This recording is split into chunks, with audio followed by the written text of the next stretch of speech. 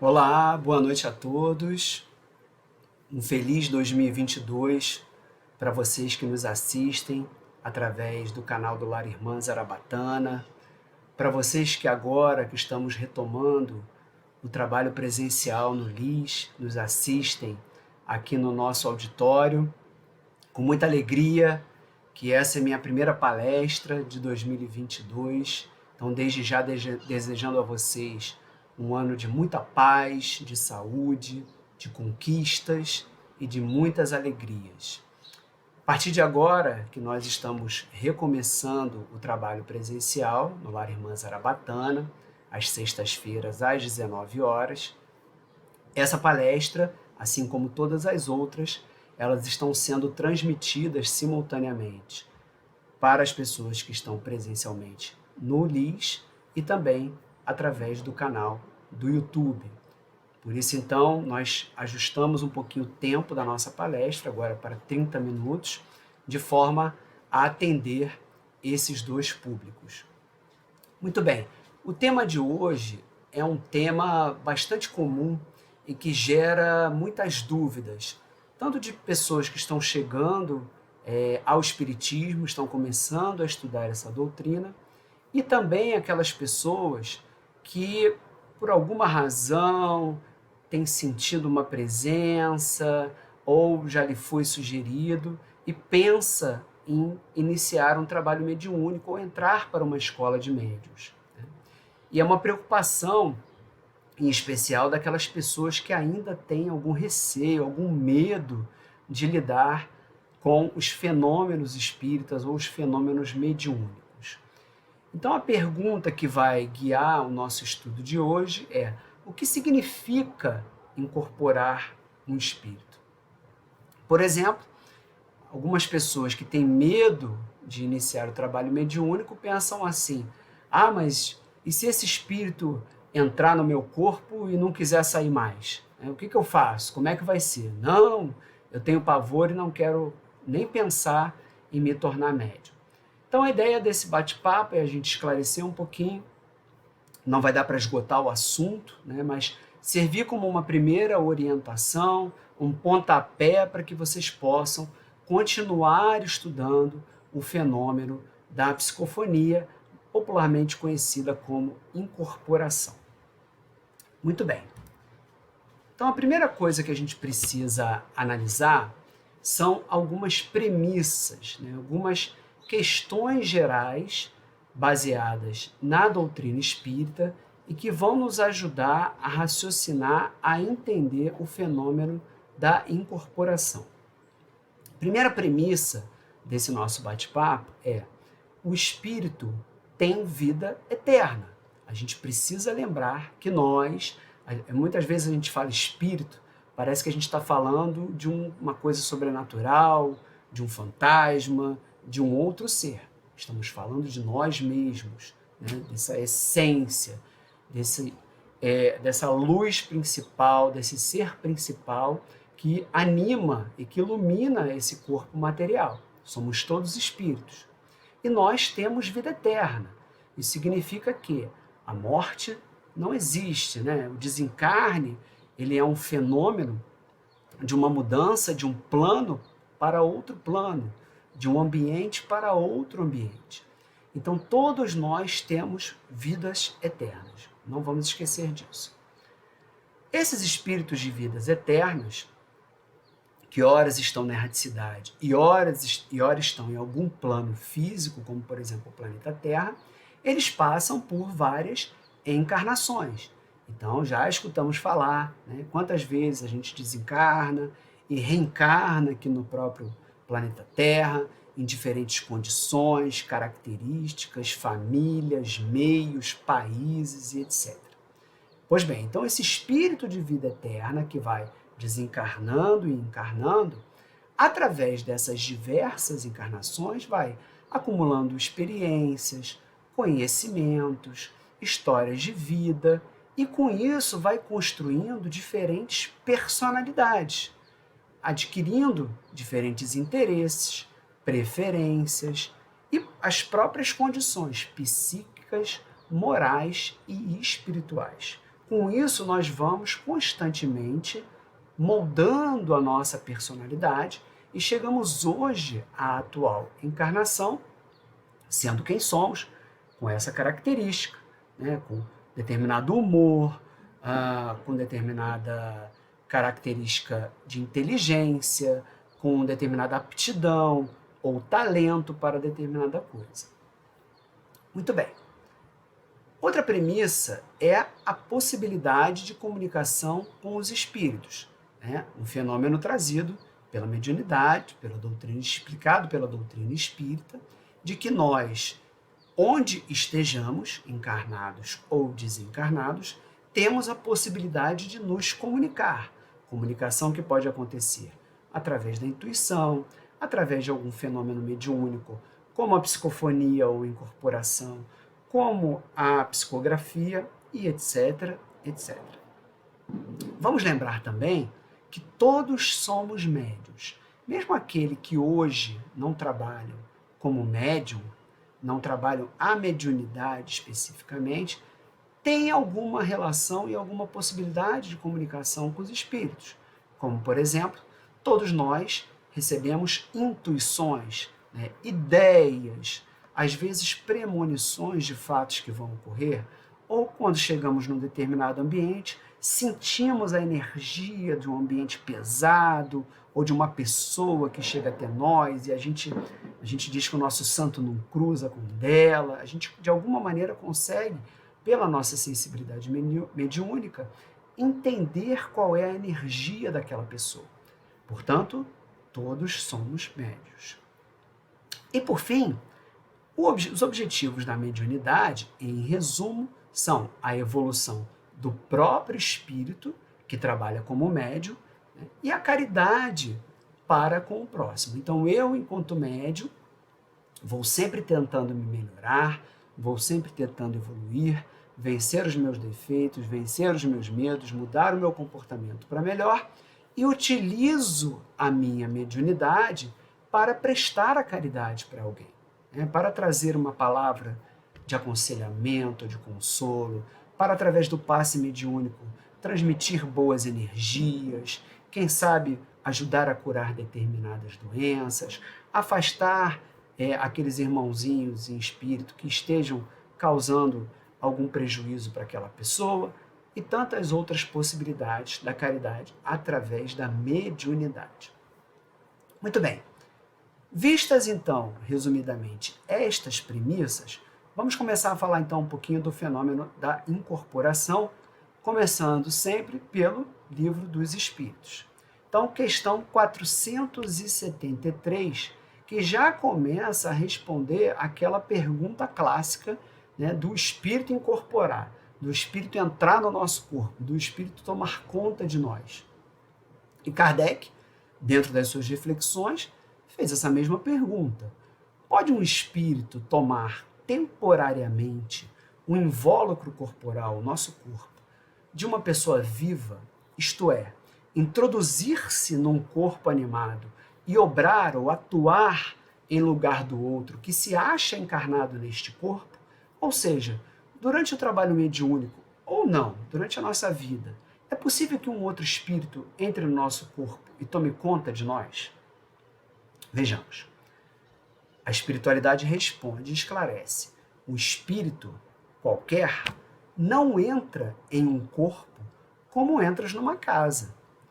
Ele identifica-se com o espírito encarnado, cujos defeitos e qualidades, e aí a gente poderia adicionar os interesses, as intenções, sejam os mesmos que os seus, e aí aquela regra que a gente já conhece da afinidade, da sintonia, a fim de obrar conjuntamente com ele.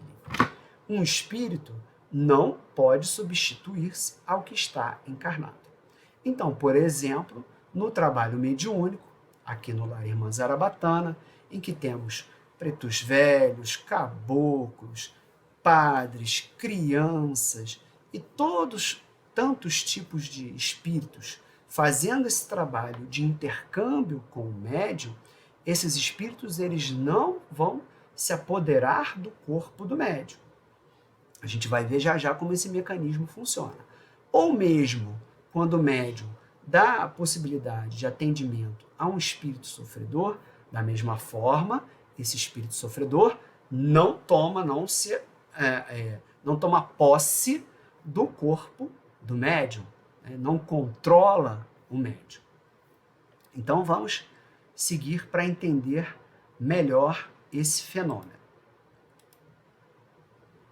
Muito bem, então aqui na ilustração do meu lado, aqui para mim é a esquerda, provavelmente para vocês é a direita. Mas enfim, na ilustração ali do médium, dando um passe numa pessoa, que poderia ser qualquer um de vocês que venha a um centro espírita, temos ali um guia de um índio ou de um caboclo fazendo esse trabalho conjunto com o médium. Então, o que a figura nos mostra? O espírito desse índio, né, que a gente está chamando aqui na ilustração de espírito comunicante, porque poderia ser um espírito qualquer, ou um espírito iluminado, ou um espírito em momento de sofrimento, ele está ali, de alguma maneira, fazendo um processo de comunicação com esse médium. E juntos fazem a terapêutica do passe.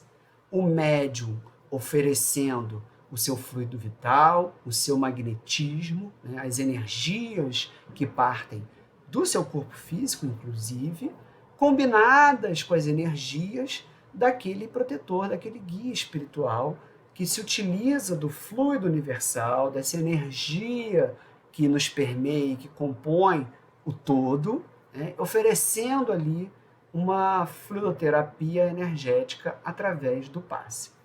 Então, a imagem mostra que o índio não está dentro do corpo daquela médium. Estão trabalhando em conjunto. Então, se a gente olha a próxima imagem e decompõe um pouquinho, o que a gente percebe? A gente tem o médium, né, com o seu corpo físico, a sua carne, que possui esse médium um perispírito, aquele corpo espiritual que nos acompanha até quando desencarnamos. E esse perispírito, esse corpo espiritual, é quem vai fazer o trabalho de comunicação com o perispírito daquele espírito comunicante. Então, o guia, o protetor do médium, que ali, claro, ele não está encarnado, então ele se apresenta através do seu perispírito, se apresenta na forma que ele achar mais conveniente, e aí isso é tema de uma outra palestra, né? Por que que esses espíritos se apresentam como preto velho, como caboclo, como Exu, etc, etc.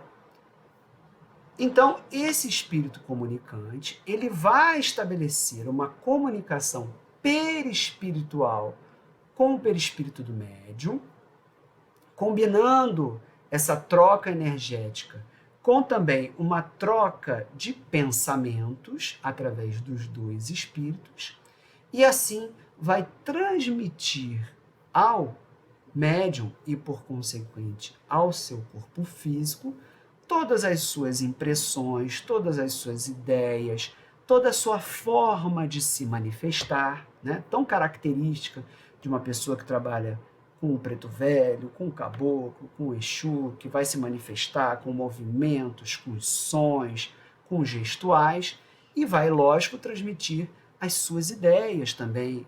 Vai se comunicar através da boca do médium, vai utilizar a biblioteca mental do médium com conhecimentos, com informações, com a língua falada naquele país, né, já que a língua universal dos espíritos é o pensamento, para poder se comunicar, por exemplo, com aquela pessoa que está sendo ali atendida.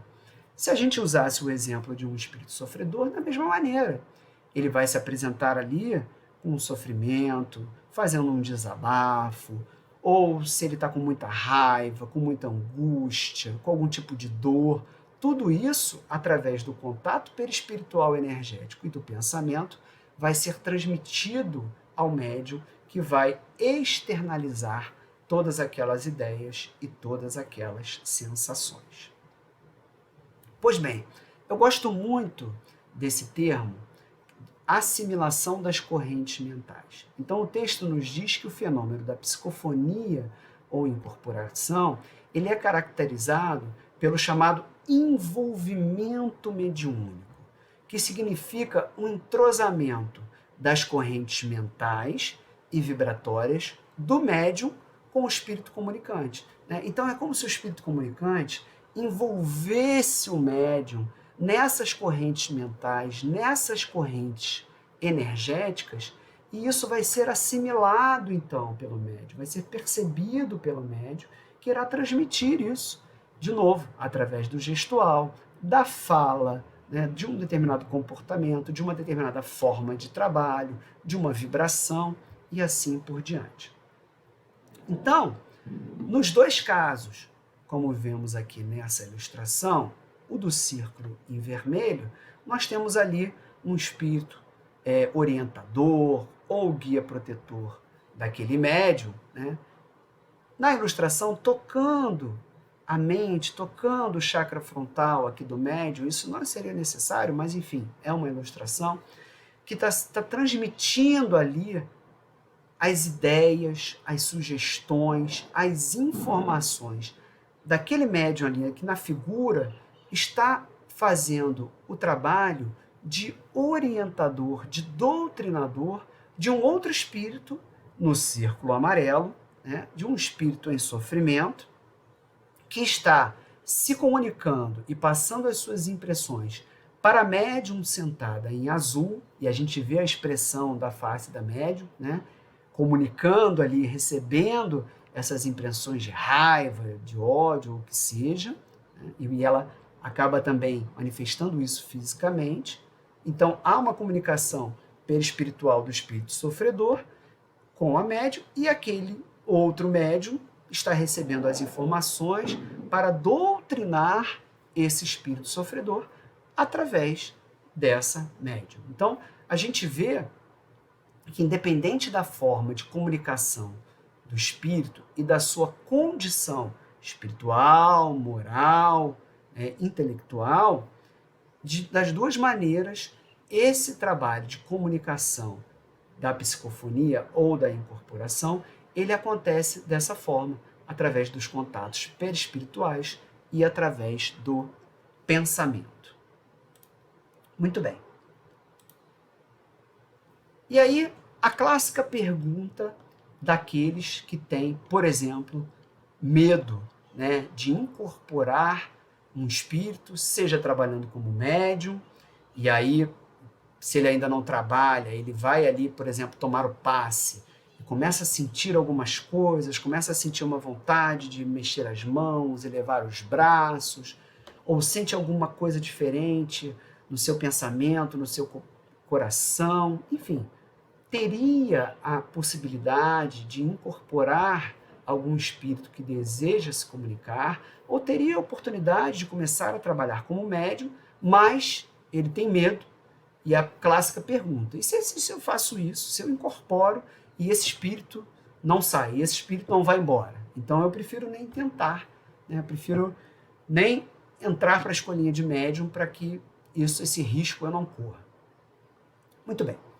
Então vamos ver o seguinte: em primeiro lugar, a gente tem diferentes tipos, e isso está lá no livro dos médiuns, diferentes formas de incorporação, né, e de trabalho mediúnico em função das características das próprias pessoas.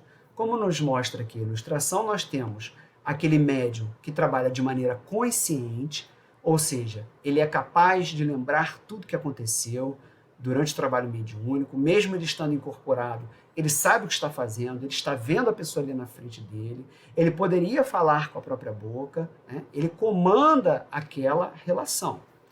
O médium semiconsciente, que ele tem um desdobramento parcial, ou seja, o seu perispírito se desloca um pouquinho para fora, então ele também tem alguma memória, ele também sabe o que está acontecendo, mas fica num aspecto um pouco mais sonambúlico, um pouco mais desmemoriado. E temos também os médiuns que trabalham de forma inconsciente, em que seu perispírito se desdobra ainda mais, né? E esse tem uma incorporação, como é que eu posso chamar? Talvez mais intensa ou talvez mais presente, né? Em que o espírito comunicante vai ali também fazer todo o seu trabalho, E o médium, por muitas vezes, vai ter menores impressões ou menores lembranças daquele trabalho mediúnico. Tá?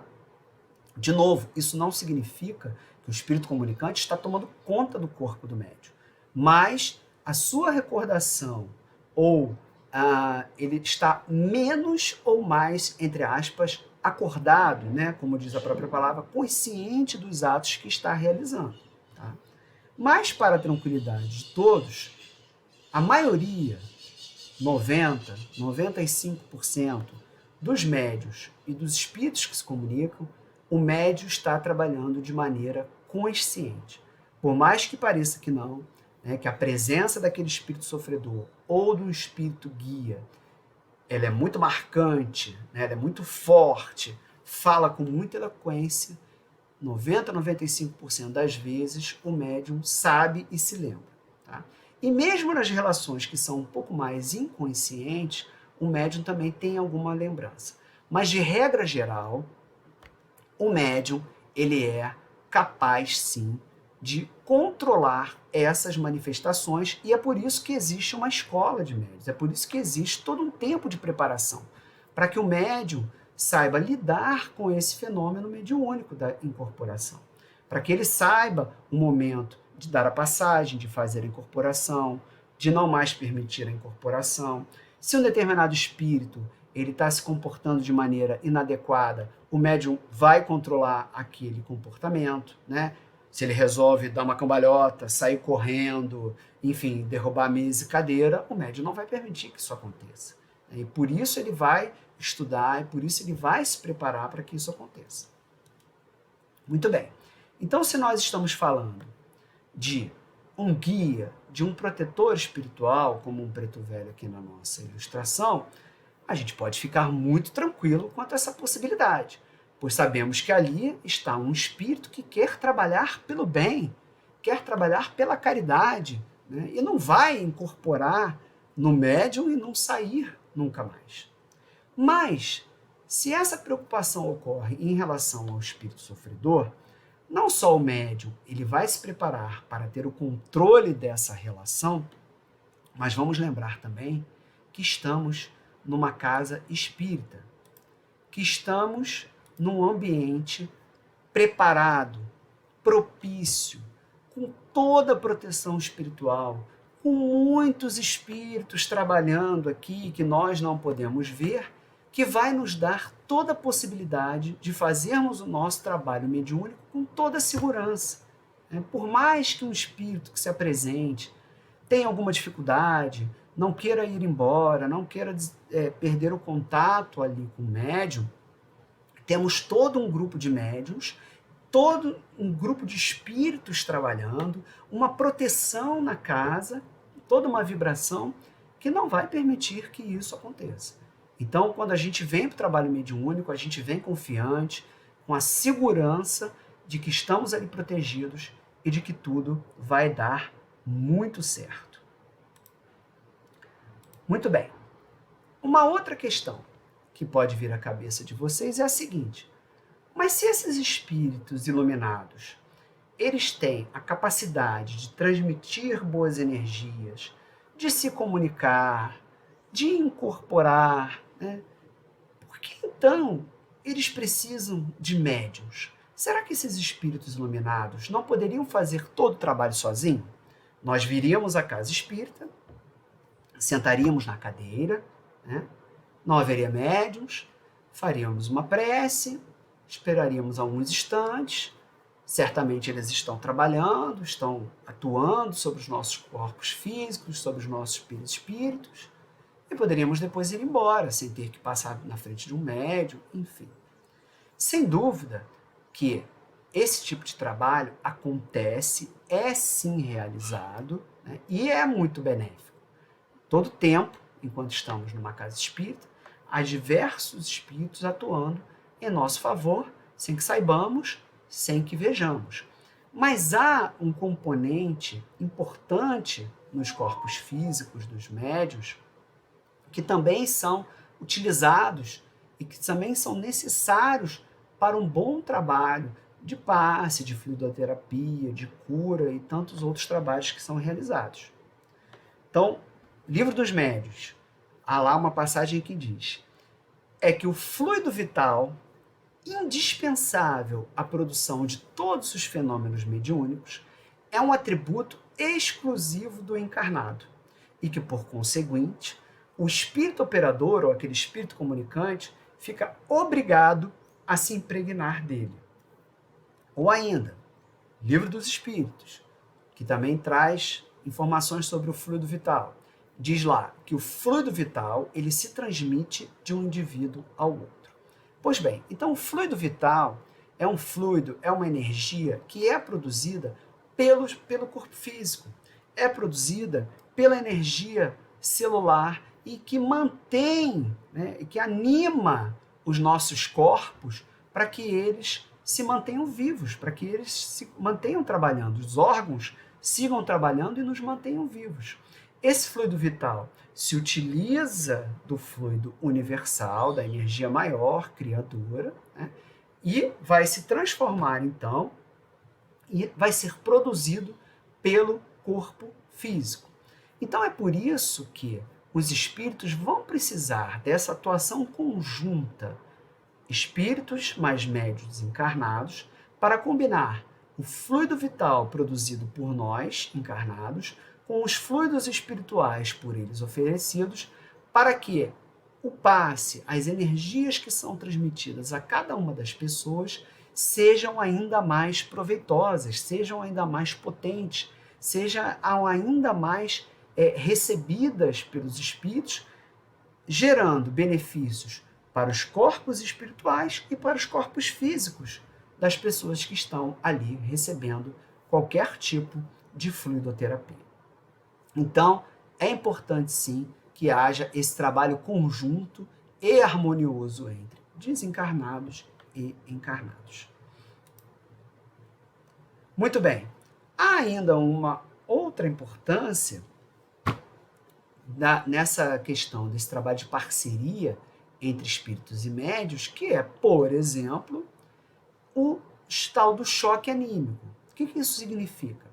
Aqueles irmãos sofredores que ainda não perceberam que desencarnaram, que ainda não aceitaram que desencarnaram, que estão numa confusão mental, que estão por um sofrimento, uma falta de aceitação sobre aquela sua nova condição, muitas vezes são trazidos às casas espíritas e incorporam, né, já sabemos sobre o termo incorporação, incorporam nos médios para perceberem que não estão mais encarnados, ou ainda para receberem essa espécie de choque de realidade ou choque energético, para que isso possa também ajudar no seu tratamento, na retomada da sua vida, na tranquilização para que ele receba uma orientação.